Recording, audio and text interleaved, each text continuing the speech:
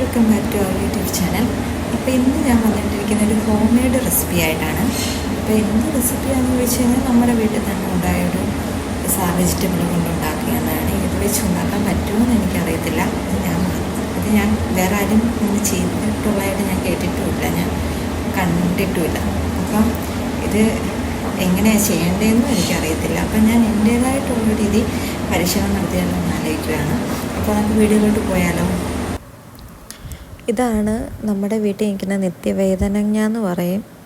വേറെ ഉള്ള സ്ഥലങ്ങളിൽ എന്താ പറയുന്നതെന്ന് എനിക്കറിയത്തില്ല. നമ്മുടെ ഇവിടെ നിത്യവേദനങ്ങ എന്നാണ് പറയുന്നത്.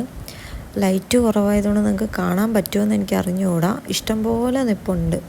ഇത് 2 ദിവസം 3 ദിവസം ഇരിക്കുമ്പോൾ നമുക്ക് ഇഷ്ടംപോലെ നമുക്ക് പിച്ചെടുക്കാൻ പറ്റും. അതുകൊണ്ട് ഇഷ്ടംപോലെ നിപ്പുണ്ട് നമ്മുടെ വീട്ടിൽ. അത് ഇതേ നന്ദമോളിലാണ് പാത്രമായിട്ട് ഇരിക്കുന്നത്.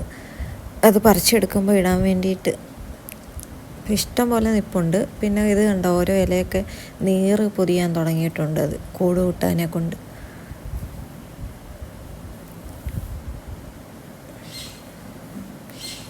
ഇത് വെച്ചാണ് നമ്മൾ ഇതിൻ്റെ റെസിപ്പി തയ്യാറാക്കാൻ പോകുന്നത്. എങ്ങനെയാണെന്ന് എനിക്ക് അറിഞ്ഞിടാം, ഞാൻ പറഞ്ഞല്ലോ. അപ്പോൾ ഇത് ഭയങ്കര പാടാണ് പിച്ചാനെ കൊണ്ട്. എൻ്റെ തണ്ടിന് ഭയങ്കര കട്ടിയാണ്. ഇത് ഇത്രയാണ് നമുക്കിന്ന് കിട്ടിയത്. ഇത് 2 ദിവസം കഴിഞ്ഞ് പിച്ചുമ്പോൾ ഇത്രയും തന്നെ കാണും. ഇനിയും അത് പെട്ടെന്ന് ഇത് കായ്ക്കളുണ്ടാകുന്നത്. അപ്പോൾ ഇതിന് വേണ്ടിയിട്ടൊരു ചരുവ് എടുക്കുക. അതിനകത്തോട്ട് കുറച്ച് വെള്ളം, കുറച്ച് ഉപ്പ് ഇട്ട് നല്ലപോലെ വെള്ളം തിളപ്പിക്കുക. അതിൻ്റെ കൂടെ ഈ എടുത്ത് വെച്ചേക്കുന്ന ഈ നിത്യവേദനങ്ങയും കൂടെ ഇട്ട് തിളപ്പിക്കുക നല്ലപോലെ. അതിൻ്റെ അകത്ത് പുഴു എന്തെങ്കിലും ഉണ്ടോ നമുക്കറിയത്തില്ലല്ലോ, അതിന് വേണ്ടി. പിന്നെ കൂടാതെ പെട്ടെന്നൊന്ന് വെന്ത് കിട്ടും. അതിന് വേണ്ടി കോരി എടുത്ത് ഒരു പാത്രത്തിലോട്ടാക്കി വെച്ചിട്ടുണ്ട്. ഇനി വേറൊരു പാത്രം എടുത്തിട്ട് അതിനകത്തോട്ട് 1 കപ്പ്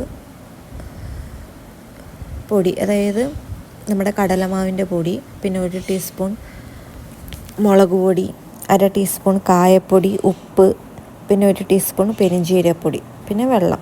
ഇത്രയും കൂടെ മിക്സ് ചെയ്ത് നല്ലപോലെ ഒന്ന് മിക്സ് ചെയ്ത് കലക്കി വെക്കുക. എന്നിട്ട് ഇത് ഏകദേശം ഇതുപോലെ ഇരിക്കണം. ഇനി വേവിച്ച് വെച്ചിരിക്കുന്ന നിത്യവേദനങ്ങ ഓരോന്നായിട്ട് നമുക്ക് മുക്കിയെടുത്ത് വെച്ച് ഒരു പാനിനകത്ത് കുറച്ച് എണ്ണ ഒഴിച്ചിട്ട് അതിലേട്ട് ഓരോന്നായിട്ട് നമുക്ക് ഇട്ട് കൊടുക്കാം. അങ്ങനെ പകുതി വെന്തിട്ടുണ്ട്. ഇനി പകുതി വെന്ത് കഴിഞ്ഞ് പകുതി തിരിച്ചിട്ട് കൊടുക്കുക. അങ്ങനെ നമ്മുടെ കയ്യിൽ ഇരിക്കുന്ന മുഴുവനും നമ്മളിങ്ങനെ ചെയ്തിട്ടുണ്ട്. കണ്ടിട്ട് കുഴപ്പമില്ലാന്ന് തോന്നുന്നു, കാരണം ഞാനിത് ഫസ്റ്റ് ടൈമാണ് ഇത് ചെയ്യുന്നത്. അപ്പോൾ ഇതാണ് നമ്മുടെ റെസിപ്പി. ഇത് തക്കാളി ചട്നി വെച്ചോ സോസ് വെച്ചോ എങ്ങനെ വേണമെങ്കിലും നമുക്ക് കഴിക്കാവുന്നതാണ്. അപ്പോൾ thank you for watching video.